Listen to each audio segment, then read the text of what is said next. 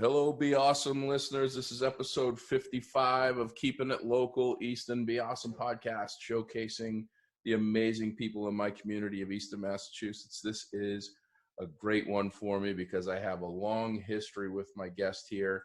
The backstory, going back to the early 90s, actually, probably 1992, I guess. My dad wanted to start a business towards the tail end of his career that he could do two things: smoke cigars and interact with people. And so what he did was he decided to start a spring water delivery business from scratch.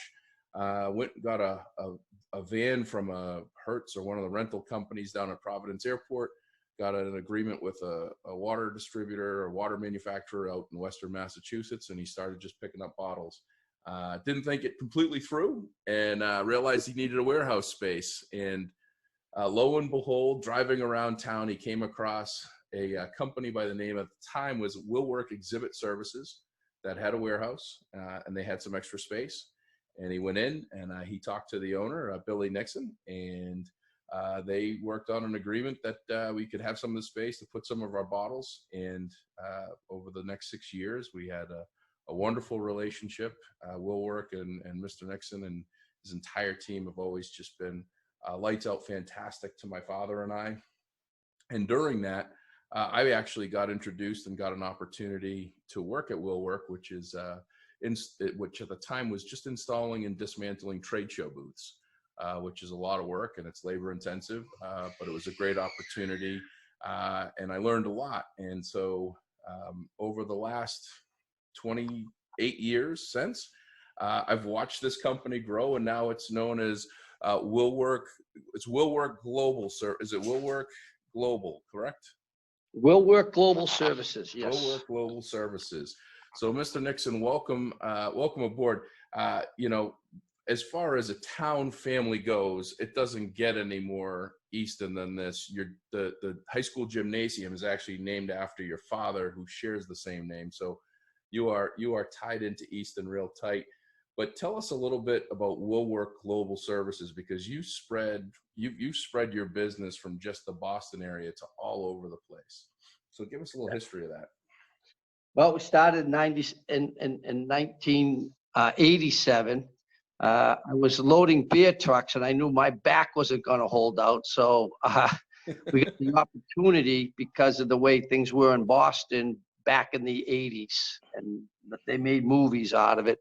Mm-hmm. People couldn't procure any labor. Being in the union and a union steward, they brought it to me because there was a big disparity between the Boston union Teamsters and the local I was in the suburbs, Brockton Union. Mm-hmm. And they came to me to see if I could procure labor. And I told them, after going in there a couple of times, that was early, and we get to go into the big city. And we were young kids. And I'm like, yeah, geez, $15 an hour we're going to get paid. It was like all the money in the world. I think minimum wage was probably about $4 or $5 an hour at the time. Yep. And all I had to do was hire a lot of my friends who were out of work. So I was like, yeah. So I started being able to procure the labor, and it grew from there. The convention center was thank goodness, being remodeled, and they used the parking garage at the Sheraton Hotel, a small space. So the conventions were small. So when they were asking for the labor, they only asked for like 6 or 7 guys. Yeah. And the guys from South Boston wouldn't work for the gentleman I worked for, Champion Exposition Services, because they didn't like him. So he had to come to the suburbs to get his labor and procure it. So that's how we originally got started. And if it was the convention center was open, I don't think we wouldn't have been able to get the 50 to 100 guys. So it gave me like 18 months running to figure out what we had here. So we saw an opportunity and we struck. Yeah. Minimum wage in 1992 was $4.75. The first time that I worked a trade show, I think, for it was 1992 or 93 with the likes of Mike Haynes and Ryan Cass and a couple other guys. So you started there, you grew it, you had some great team members. Like I say, had Mike and Ryan starting. I mean, you've got some folks over there like Kurt, if you listen to the creator of the safety glasses, he's been an employee there for 20 plus years. You've got a lot of long time team members that have been with you almost from the start. How did you do that? And how big are you now? How many folks do you have that are a part of your team now, collectively? Well, as the industry grew from the 80s and technology came in, we ramped up. As the industry grew, we saw the technology, and then we saw it transform into a lot of AV rental instead of just all the big walls and things of that nature. Mm-hmm. So we got into the AV side of it. And the reason I bring that up at this point in time is, what's going on with the virus. We're in the event space, so it was one of the very first space. That's an airlines got walloped right away. And now we've been filling out those SBA loans, and it's morphed into 4 or 5 companies. So we've been doing an employee count, and we don't qualify under Willwork because we had 1,263 employees last year. Wow. So if it's over 500.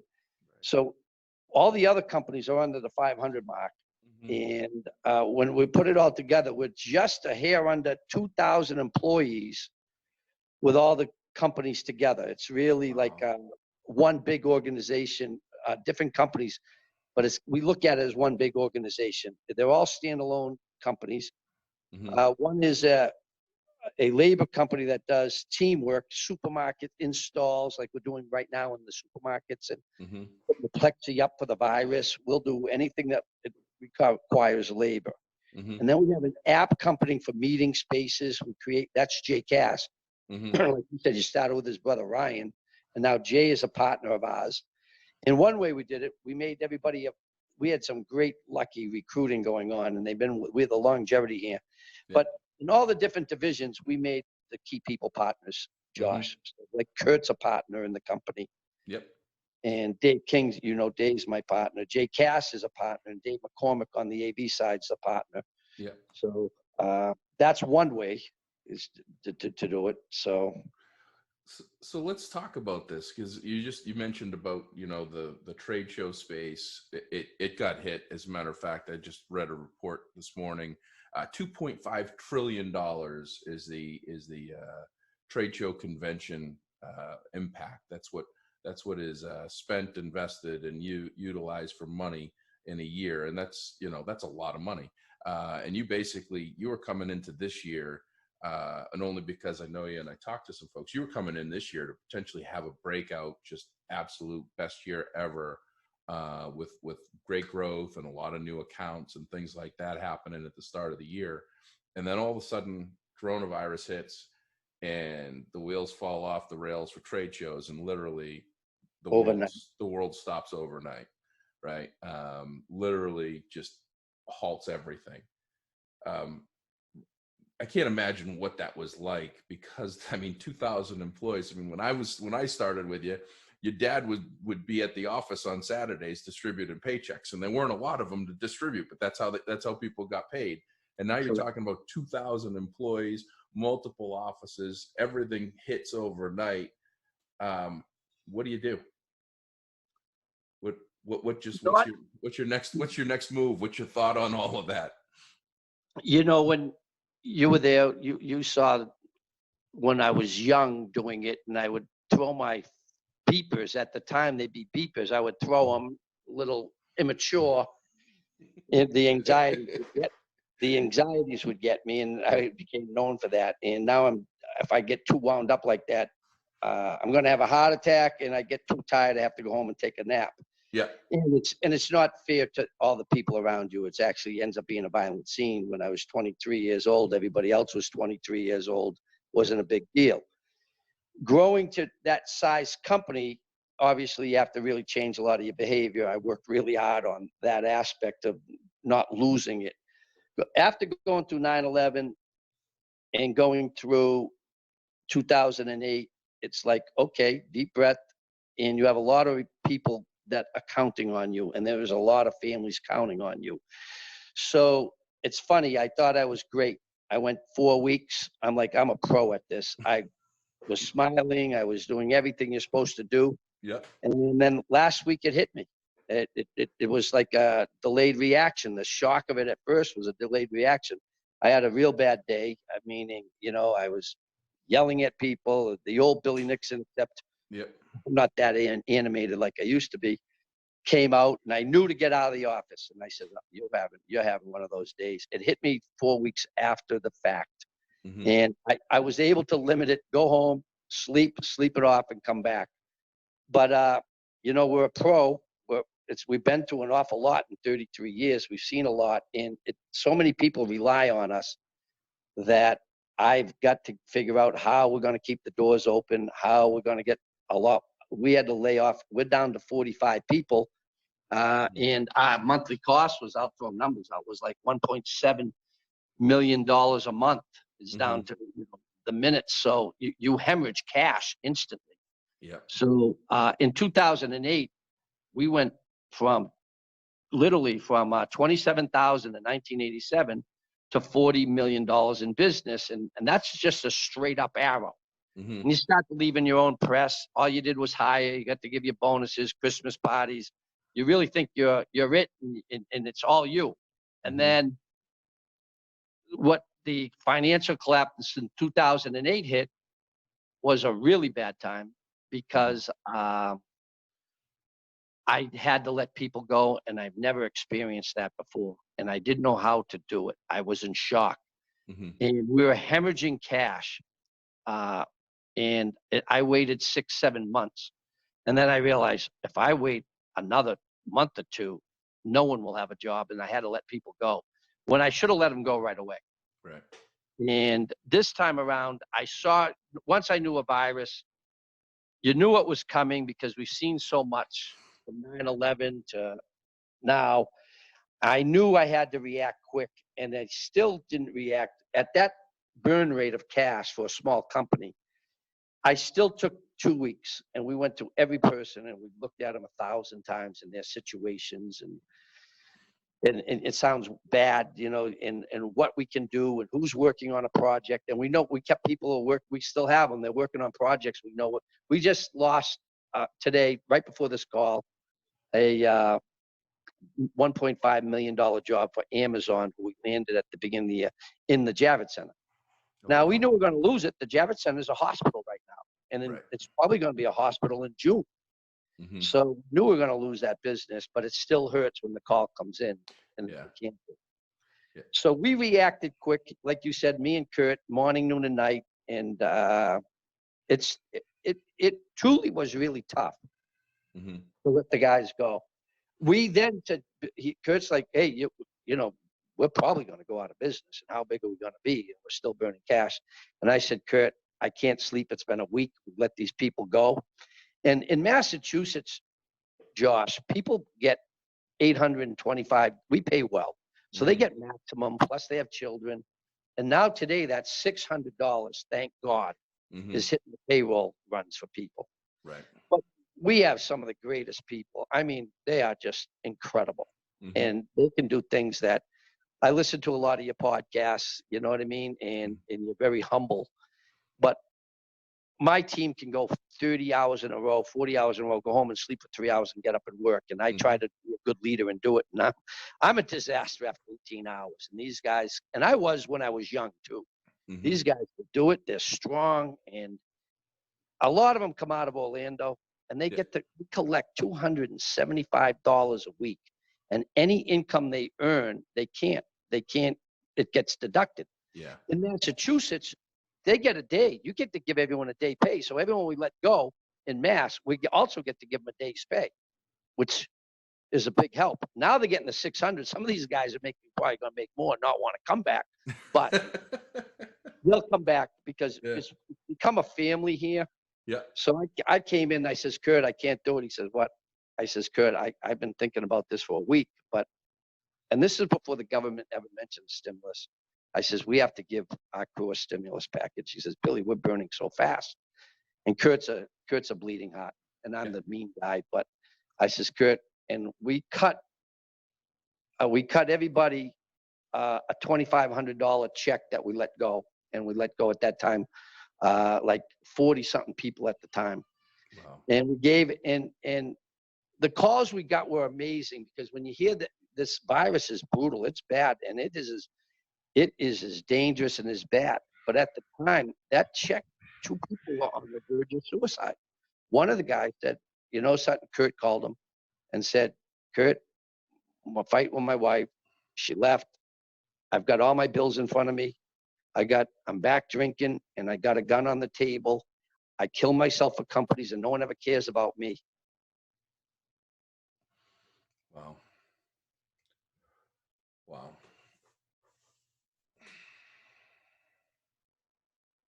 And then I got this call. So this virus is as bad on the other side that people don't know. We know 2 people in our company that were on that verge. That's 2 people who told us in a small company. So it's like this effect is devastating for lots of people. Yeah. So our goal here is we've become where we can go to work because we're putting up the hospitals and the convention centers. We have that equipment. When you turn the television on, you can see those hospitals at the Javits Center. Those are my friends who put them in. They're my competitors. They're my partners. They were my competitors on that one. We didn't win New York, but we're putting them in around the country, Baltimore, Denver, Detroit, and we're still working on more. And we're doing everything to keep this company alive and thinking fast on our feet and working hard. So we got the doors open. You've been here. There's usually 80 people here. Now there's the payroll department, which is now down to 2 or 3 people. Mm-hmm. And then there's 4 other people in the building. And we're just trying to keep business going, get this business. But we're happy when we win these things. It just brings in a little bit of money. You're not pricing them for a lot. Yeah. I listened to your podcast with EJ at the Villa. Yeah. And Neil Levine, it's the same thing. When they're doing their takeout and they're coming up. What a great idea! Listening to the Kathy Richards' young daughter. What a talented girl, by the way. She's a super. Yeah, the whole Richard Callahan family. I mean, they're all hard workers, and when you're working hard and you're trying to find solutions of things.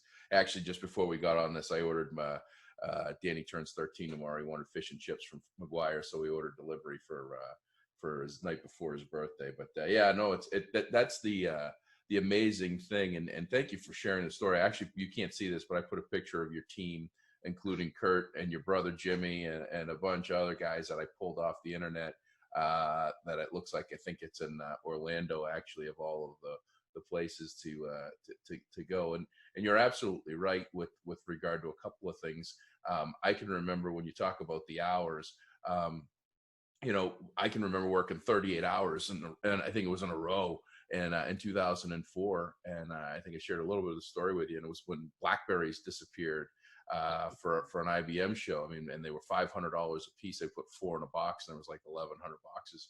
And Tim Mahoney and myself and 2 other guys from Vegas sat and ran tracking numbers, matched them up to make sure that that DHL said they couldn't have duplicated, but they duplicated a bunch, and we ended up finding them. But nobody ever complained about it. It was just work. You just did the work, and that's because you love what you do. And you've built that with the team that you have there, that loyalty and the people that are around you, and the partnership idea is fantastic. That more people should do, because now everybody's got skin in the game together. And now you've pivoted to hospitals. You've and I'll tell you, I did a little creeping on you over the weekend, because I was like, you are a very think on your feet, figure it out. I think in one of the other challenges you had, I don't know if it was Y2K or the recession or something, 9/11 or something happened, that you went into the grocery store shelf business. It seems like every time there's a blip in the screen or a downfall or something with your core business, you start up something else to offset it, and then it continues to grow and blossom into another one of these businesses. And that's what you've done with the hospital setup. I saw a post that someone put that said, "Hey, we've got access to these hospital rooms or mobile, whatever they were," and you said, "I'll call you in an hour." And I'm sure you called them in 58 minutes. But did you literally just kind of say, "Hey, that's what we're going to do. If we can't put the booths and we can't do the general contract for the trade shows, we're going to do the hospital rooms"? Or was there other things that you thought of, or where'd that come from? I love that you give me good credit there, and we do get. Well, you had Kurt on. We had a Yep. guy lose an eye, and he came up with an incredible invention, and he's Yep. still working, and it's an amazing invention. You witnessed. You've been helping him out with it. So we got a lot of people who think on their feet, but this one hit. We're all stunned. We don't know what hit us, and then once you hear the Javits Center, it's going to be a hospital. Now we know we're in play. Yeah. You know what I mean? So we were up there bidding it, and that one we didn't do. The whole country's out of metal. But go back to your thought about the blackberries. Think about our industry is always last second in crisis management. Here we are, blackberries. IBM needs those. Like that's their whole show. Yeah. They come up missing, and you and Tim Mahoney, who's absolutely the most talented, amazing kid, you guys have to go to work and figure it out and solve it instantly. Else all chaos is gonna. That's how all the trade shows are. So what I'm so proud of our industry because I'm watching graphic companies, I'm watching exhibit houses who build these exhibits, retool, making these face shields like crazy, getting them out. All the other companies and hospitals are building hospitals. And when you look at those convention centers, and I don't mean to, but it's the convention business is turning them into the hospitals. And we turn them in 48 hours. The largest hospital in the world is right now in the country is the Jacob Javits Center with 3,000 beds, and that took 48 hours to do, and that was the trade show industry. On the news, it's the Army Corps of Engineer, and it's the Department of Defense, but it's really the trade show industry. Trade show industry laborers and designers that you guys lay out the plans and everything, right? Everything. And it's always chaos. Everything is chaos. You got 24. The clients give you the information the day before. And then you got 48 hours to transform a city into a whole convention. Yeah. So we did the largest labor call last year in the history of San Francisco, and there was 48 venues, movie theaters. IBM took it over, the whole city. Yeah. And we had 54 hours to put it in, every square foot of Jacob Javits, and we had to run 900 men. And literally, we usually run on a big day 80 men in San Francisco, so we had to work with people, find 900. The union only has 300 active people in San Francisco. So that's how fluid we always have to be. Yeah. And so when this strikes, they called the trade show industry was, bam, we're at it. I couldn't be any more proud of where I work, but it is what we do every day. We do crisis management every day. That's why we like it, because it's always fluid. You always got to be quick on your feet, So, the new businesses that will come out of here is we're cleaning now. And we got, we just put in, we're cleaning a military base in Puerto Rico. People Sada joined us back. He's amazing skills of accomplishing and getting things done. Yeah. And he's put together a cleaning company really quick. And we just bid all the Googles. And this is within 3 weeks. And we bid it the end of last week, all their facilities around the country to do cleaning. And we assume, the cleaning's good. People come back to work. If they're going to be back in offices, they got to clean these on a weekly basis with these, just for peace of mind for all the workers. Well, that's an enormous industry. Outsourced service cleaning, outsourced remediation for instances like this. I mean, it's an incredible industry. And you've got the skilled laborers that can actually do the work, which a lot of those companies that are actually in the space don't have. They're struggling to get people. So you have the people. Now you need to give them the work, and you're finding it for them, which is amazing. And we're able to keep our guys busy, although we were really busy on the supermarket side, as you mentioned. That's a company called Teamwork, and it's to keep our laborers busy. And when the virus hit, before they did the shutdown of the country, we were working all our men. So our men got an extra 2-3 weeks worth over everybody else in the country. And right now, and we're going to do it here, we got a dozen guys going up to Springfield and for a week, starting next week, installing for the cubicles. Never mind, think of it. Now you got to put everyone's going in the supermarket, right, and you're seeing the plexi put up, but the cubicles in your office space needs it now too. Oh, wow. So everyone's going to put the cubicles in. So we try to think fast on our feet to try to keep these people busy and working. Yeah. And, we have a lot of great people there. Kurt came, I'll be honest, Kurt came to us said, Billy, I know you guys are working on the cleaning company. I know you're working on more installation ideas and things of that nature, but we got to do something bigger. And Kurt doesn't watch all the news and things of that nature. And now That's what makes him great. Yeah, exactly. He says, I can't believe we can't get antibiotics. They all come out of China. And I watch everything. I've been telling them. I bore them to death. I tell these guys this stuff. He says, we need to do antibiotics. And maybe it sounds crazy, but that's what we do. We're not afraid of throwing out crazy ideas and see if we can do it, but we have a lot of medical. He goes, Billy, we're tight with McKesson, high ups. Let's deal with McKesson and let's make the antibiotics. Pete's saying, I know where to get the pill pressing machine. It's Porsche Industries right in the industrial park. They produce pill machines. So I'm like, all right, good. You stay on that. Pete's got the cleaning company, So. Well, you know what? It's not to transition it, but to be, I get a lot of, I've been very fortunate to be in great opportunities and have great situations through the course of my career. And a lot of it was foundational built learning. And a lot of my learning didn't come from a book. It came from learning, hands-on. And a lot of when people talk to me and ask me about, hey, what were some great examples of, work ethic, integrity, or where do you get some of these ideas from, or whatever it is. And I always have a couple that I go on, which one is, I can remember one of the first events that I did for you in Boston, and the client was, it was a complex booth. I mean, going back to the early early 90s, there weren't plasma screen TVs and it wasn't technology. I mean, we didn't have, we had big box flip phone things. And I remember one of the clients I were building the booth for, I had this really kind of hard request and they were missing a bunch of hardware, and it was all their fault. Like, hands down, if anybody was sitting there, you'd say, it's your fault, we can't help you. We can't do anything. But you had a very simple thing, and it was, don't ever tell the customer no. Let's always try to figure out and find out how we can fix that, that challenge. And I can remember driving to, I think, Dorchester to try to find a hardware store to get this very, hard to find hardware to finish this silly box that they wanted to put in the middle of the booth that basically served no purpose, but they wanted it.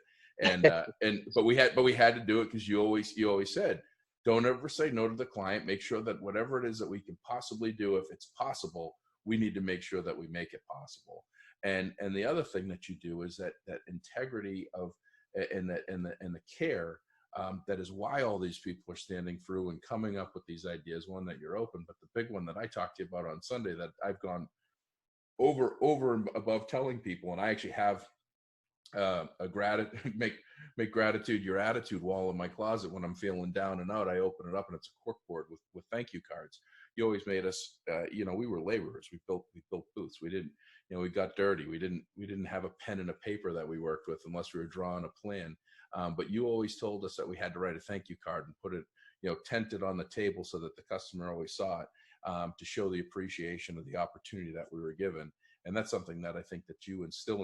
I know you still instill it today in everybody, and you instill it in yourself. And those are some things that carry throughout all of this process, right? So that's like kind of how you're doing a lot of these things, are those core foundational values and why you do what you do.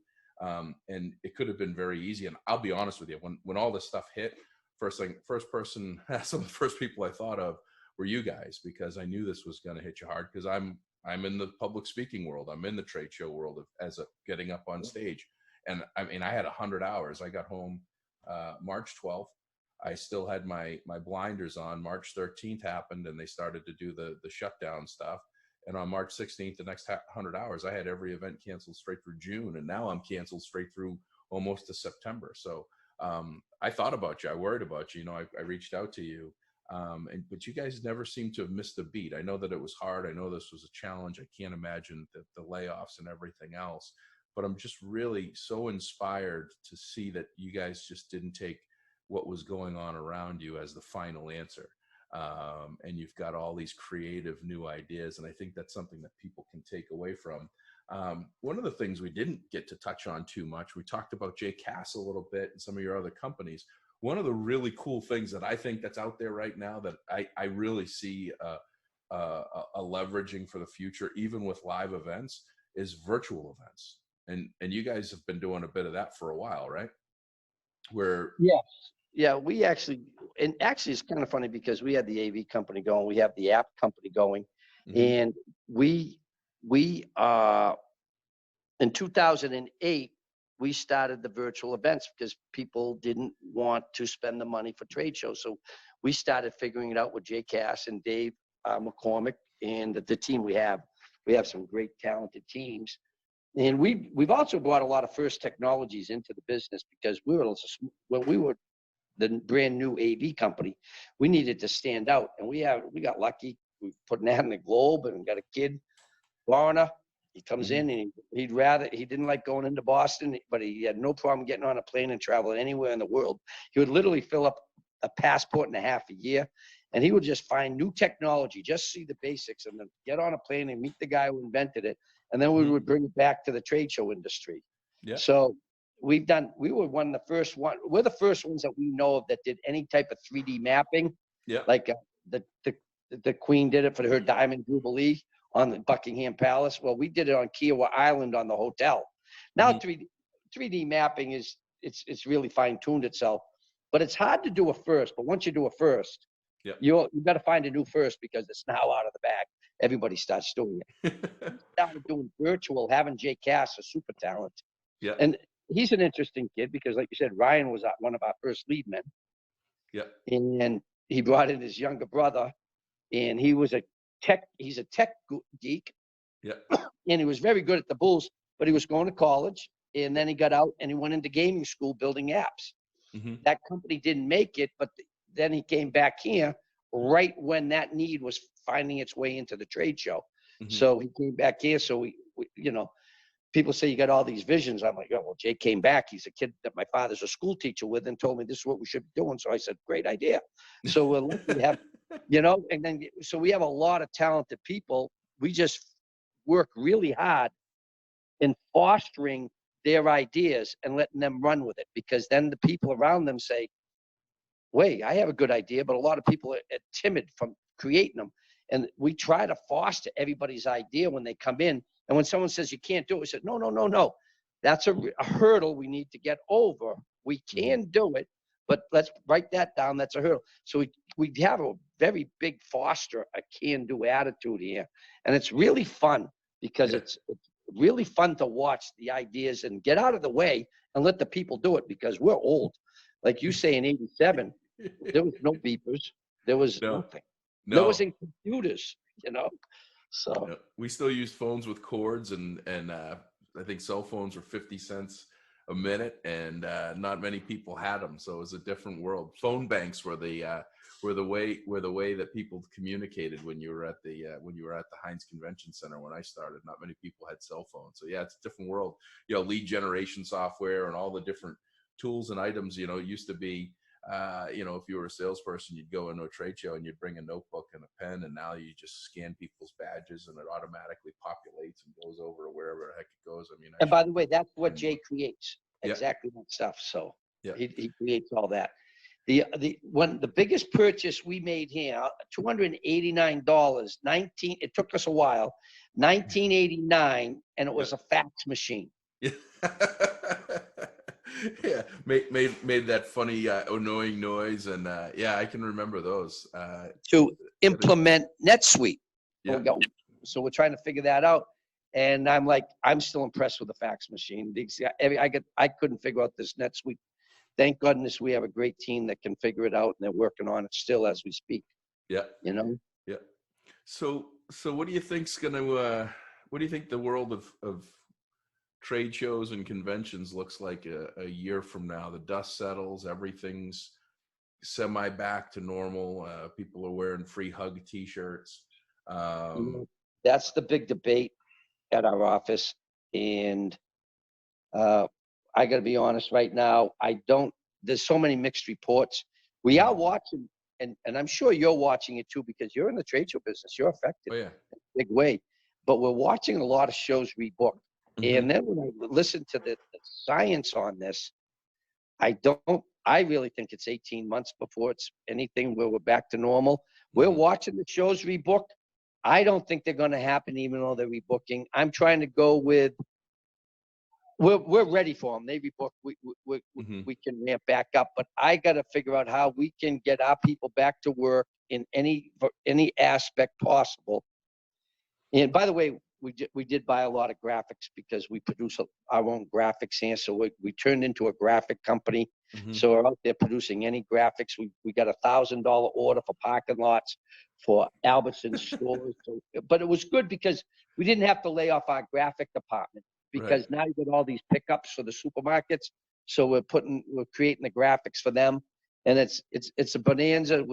There was 4 more people we didn't have to lay off. So we have a lot of that. So we're looking, okay, we got to expand the graphics. There's going to be need for so much more graphics for these retail environments, the schools. I'm looking at voting.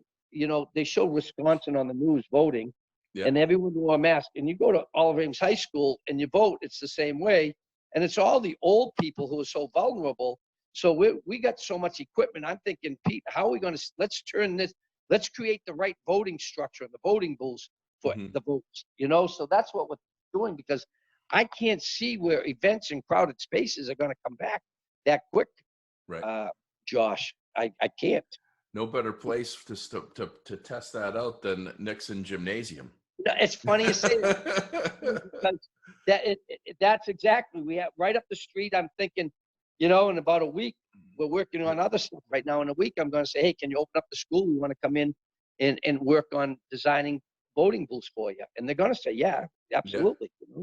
Well, I mean, those are things that people aren't thinking about right now necessarily. I mean, it's kind of a, when you look back 3 or 4 weeks ago, 4 weeks ago in particular, 4 weeks ago we were oblivious. 3 weeks ago we were a little bit in this weird state. About 2.5 weeks ago we got to chaos and out of just what do we do, and everything's a knee jerk. Now we're trying to realign and get things in order, but there's such an overwhelming stack of to-do list, and everybody's working from home and social distancing and everything else, and nobody knows the answer, right? Nobody knows that this is 6 days or 6 months, and you could be spot on that it's going to be 18 months. I'm of the belief right now that just the industry itself to realign is going to take probably that 12 to 18 months. I am seeing people rebook and reschedule.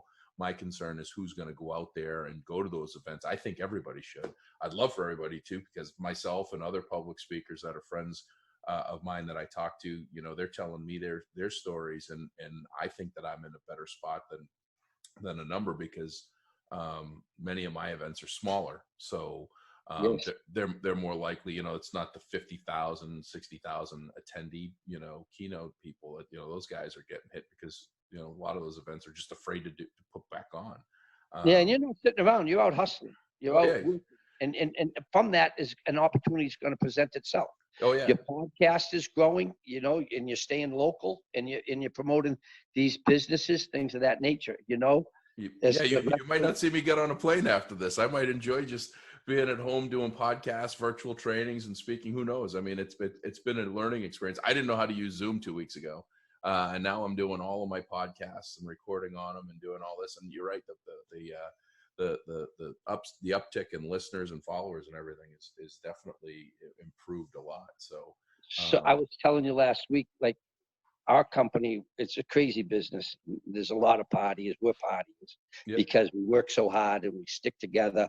When your adrenaline lets down, you want to have a drink. So we have a fun company. And this last week they'll do a Zoom happy hour tomorrow, all in their houses, and they'll be drinking and they put pictures of themselves.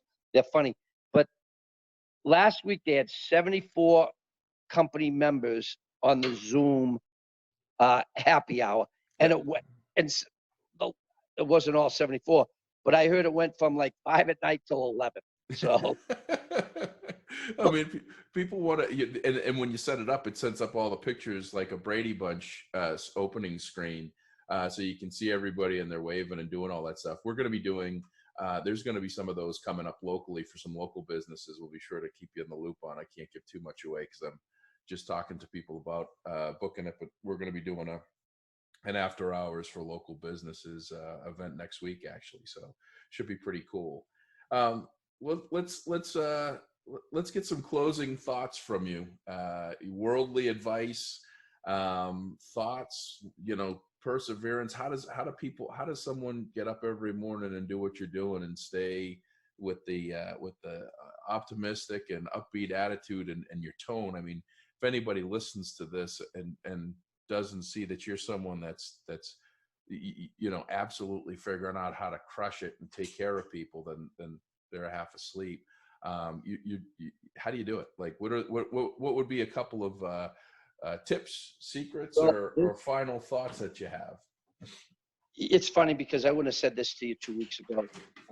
Get up every day, and there's a real lot of need out there to support your podcast on the restaurants and people wanting to support.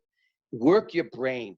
Nothing is impossible, and work your brain to the positive to figure out how to solve something, anything. These healthcare workers are literally heroes. It's the most unsafe. And imagine getting up every day and getting to go into a war zone and then you can't come home and see your family until you make sure you're safe, and you don't know if you're safe. So there's so many things out there. I saw the lady, you have Easter, you have Mother's Day coming up. She's like, people are going to send flowers. People are working those restaurants. Everything is local. Everything's a community local.